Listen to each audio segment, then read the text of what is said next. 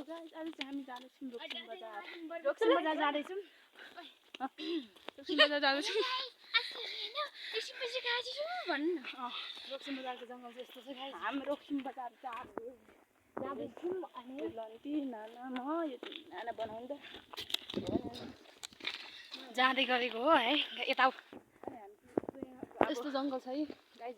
यो नाचेको गरेको तस्बिर छैन भिडियो देखाउन जाँदैछु। तपाईँहरूले हेर्दै गर्नु होला एकछिन केही बेर पछि। लन्दा चाहिँ आतुर छ कि बजार पुग्न जाउँ अनि यो चाहिँ हामी अब चाहिँ 1 घन्टा त्यहाँ पुग्छौँ होला गाइज। बुन यताउता यता छन् केटीहरू अनि छाता यो चाहिँ स्त्रीलिङ्ग हो अरे घाममा चाहिँ कालो देखिन्छ हाम्रो अनुहार। त्यही भएर यो छाता चाहिँ यसो ढल्काउनु पर्यो नि भनेर। फेरि गोरी नै छु नि भन्नु न के हामीलाई हेपेको।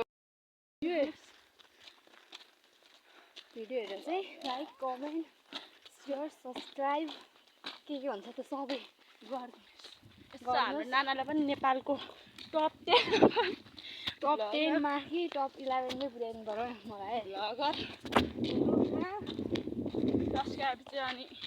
सब्सक्राइब चाहिँ मेरो अहिलेसम्ममा 0 छ। अब चाहिँ खतरा ठाउँदेखि रहेछ गाइजहरू। अब चाहिँ क्या खतरा आइरहेको छ किन गाइज। यस्तो छ ठाउँ। हावा कस्तो खतरा आइरहेको छ गाइजहरू। आउनु सक्नुहुन्छ।